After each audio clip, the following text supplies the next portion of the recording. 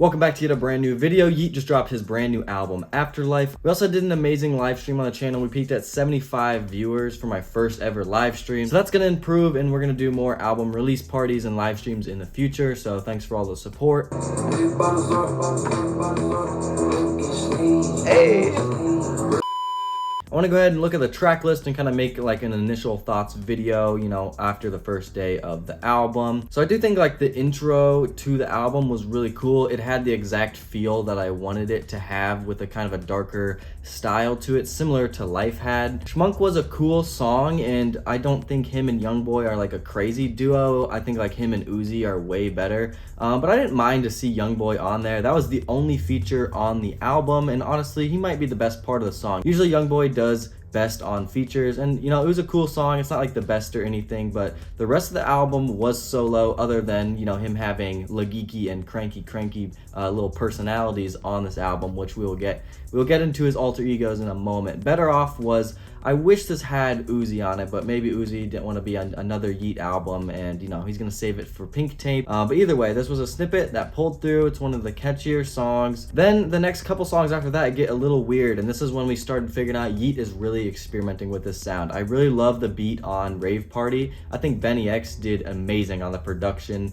and I think that Yeat is really starting to find new sounds. A couple songs he brought back the bells on his like new style of music. Rave Party was honestly a really good groove. None Night Change was kind of like a dance song. I also think that someone needs to make an edit with this of the Batman movie, like when he's in the club beating up people. Again, Yeat was experimenting a lot on this album. A couple songs like Whoa, and then I also believe it was Heavyweight, just had new ad-libs from Yeat that he kind of just kept in the song to make it really catchy, and those are the reasons why I like those songs. I thought Now, with his little Lageeky feature on here, was one of the best songs. A lot of people on the live stream were saying it's too chill of a start to an album, because the first half of the album was pretty, you know, chill, low-key, nighttime type songs. Second half of the album, there was more turn-up stuff. I'm okay with Yeat putting out some more chill songs, because I don't want a rage beat starting at the first second of the song every single time from Yeat. But there are some days where I want, you know, that energy from Yeat, but he's just showing off his, you know, versatility. He also has kind of beaten the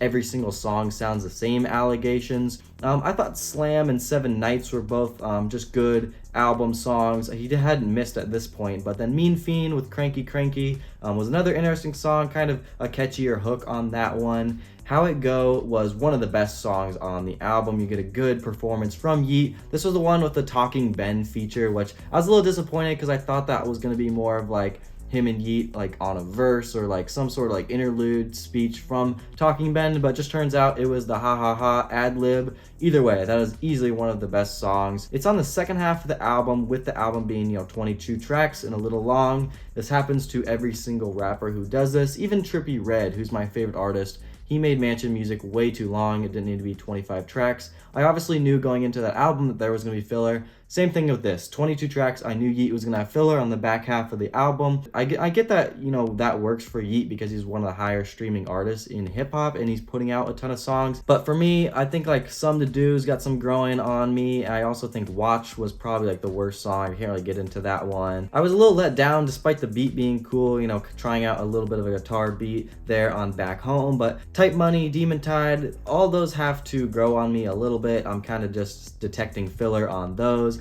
Bad Ben / Demon, I thought that was gonna have like a crazier like beat switch, being like a 2-part song. It did not let me down. Let's not skip over Split being one of the best songs, one of the best rapping performances on the album. I made the joke that he was rapping like Eminem on this song. I want Billy, I want money, I want Billy, I want money, I want Billy, I want money, I want.